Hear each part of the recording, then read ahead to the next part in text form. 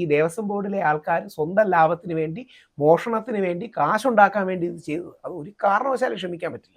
ഈ വിഷയത്തിൽ ഉണ്ണികൃഷ്ണൻ പോറ്റിയെ കരുവാക്കി ഏറ്റവും മിനിമം 2-3 പേരെങ്കിലും പ്രവർത്തിച്ചിട്ടുണ്ട്. ഇല്ലാതെ സംഭവിക്കില്ല.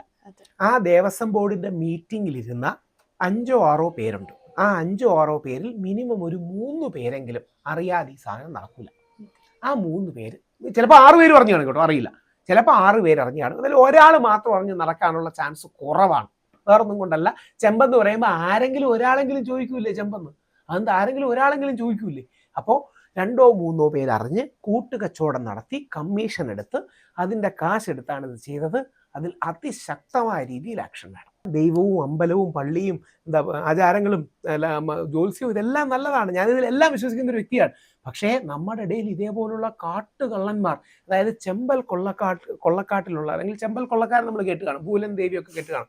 ഈ ചെമ്പൽ കൊള്ളക്കാർ പോലും അവരുടെ ഗ്രാമദേവതയെ ദ്രോഹിക്കാറില്ല, അല്ലെങ്കിൽ അവരുടെ ഗ്രാമദേവതയുടെ സാധനങ്ങളുടെ മോട്ടിക്കാറില്ല. ആ മര്യാദയും മാന്യതയും പോലും ഇവർ കാണിക്കാറില്ല. കാര്യം അവരൊക്കെ ഈ ഗ്രാമദേവത എന്നൊക്കെ പറയുന്ന വിശ്വാസങ്ങളുള്ളവരാണ്. അവർ പോലും കാണിക്കാത്ത വൃത്തികളാണ് ദേവസ്വം ബോർഡ് ചെയ്യുന്നത്. അതാണ് യഥാർത്ഥത്തിൽ സംഭവിച്ചത്. അതുകൊണ്ട് ദേവസ്വം ബോർഡ് അയ്യപ്പൻ്റെ സ്വത്ത് മോട്ടിച്ചു. ആ മോട്ടിച്ചത് ഉണ്ണികൃഷ്ണൻ പോറ്റിയെ കരുവാക്കിയാണ്.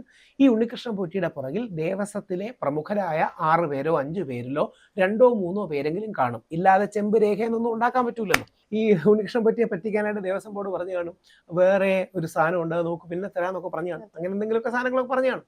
ഇല്ലെങ്കിൽ ഇയാൾ മെയിൽ അയക്കൂലല്ലോ. ഇപ്പോഴല്ലേ വിവാദമൊക്കെ ഉണ്ടായത്.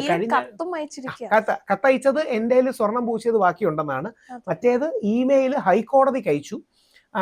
എന്താ പറയണേ, ഓൾറെഡി സ്ട്രോങ് റൂമിൽ ഗോൾഡ് പ്ലേറ്റഡ് ഉണ്ട്, അത് എനിക്ക് തരണം. സംശയമാണ്, ഈ അയ്യപ്പന് വേണ്ടി നൽകിയ നമ്മുടെ ഈ ഒരു സ്വർണം അതായത് ഒരു വിവാഹത്തിന് വേണ്ടിയിട്ട് ഉപയോഗിക്കാൻ പറ്റുമോ? ഉറപ്പായിട്ട് പറ്റില്ല, ഉറപ്പായിട്ട് പറ്റില്ല. എന്തെങ്കിലും ഒരു ചാരിറ്റിയുടെ ഭാഗമായിട്ട് കുറച്ച് ബാക്കിയുണ്ടെങ്കിൽ എല്ലാവരുടെയും അനുമതിയോടുകൂടി, തന്ത്രിയുടെ അനുമതിയോടുകൂടി, ദേവപ്രശ്നം വല്ലതും വെച്ചിട്ട് ഏതെങ്കിലും ആൾക്കാർ കൊടുക്കുന്നതിന് തെറ്റൊന്നുമില്ല. പക്ഷേ ഉണ്ണികൃഷ്ണൻ പോറ്റി മെയിലിലൂടെ ദേവസ്വം ബോർഡ് പ്രസിഡന്റല്ലോ തീരുമാനിക്കേണ്ടത്. ഇതിന്റെ സീരിയസ്നെസ് എന്താ അറിയാമോ? ദേവന്റെ അച്ഛനാണ് തന്ത്രി. ഏതൊരു അമ്പലത്തിലെയും ദേവന്റെ പിതാവാണ് തന്ത്രി എന്നാണ് പറയുന്നത്. ഈ ദ്വാരപാലകരുടെ സ്വർണ്ണപ്പാളികൾ ശബരിമല തന്ത്രിയുടെ വീട്ടിൽ പോലും കൊണ്ടുപോകാൻ പാടില്ല.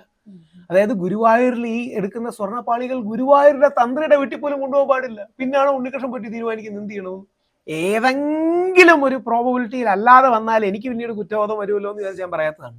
ഏതെങ്കിലും ഒരു പ്രോബബിലിറ്റിയിൽ ഇനി അങ്ങനെയല്ല, ഒരു മിറക്കിൾ സംഭവിച്ച് ഞാൻ ആഗ്രഹിക്കുന്നത് പോലെ ഒരു ചെറിയ ദേവസ്വം ഉദ്യോഗസ്ഥൻ ഉണ്ണികൃഷ്ണൻ പോറ്റിയോട് ഒത്തുകളിച്ചുകൊണ്ടാണ് ഇത് ചെയ്തത്, ദേവസ്വം ബോർഡും ദേവസ്വം കമ്മീഷനും ഒന്നും അറിയാതാണ് ചെയ്തതെന്ന് വിശ്വസിക്കാനാണ് എനിക്ക് ആഗ്രഹം.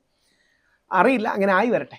നമുക്ക് നിയമപരമായിട്ട് ആരെടുത്തു, എന്തിനെടുത്തു, എങ്ങനെ എടുത്തു, ഈ 3 ചോദ്യങ്ങൾ. ആരെടുത്തു, എന്തിനെടുത്തു, എങ്ങനെ എടുത്തു, എപ്പോ എടുത്തു എന്നുള്ളത് നമുക്ക് പറയാം. എപ്പം മാറ്റി, എപ്പോൾ ആ സ്വർണ്ണപ്പാളികൾ മാറ്റി, എപ്പോഴാണ് ആ സ്വർണ്ണപ്പാളികൾ എടുത്തു മാറ്റിയത്, ഈ ചോദ്യങ്ങൾ മാത്രമേ ഉള്ളൂ. ബാക്കി ഒരു ചോദ്യത്തിലേക്കും പോകാൻ സമ്മതിക്കരുത്.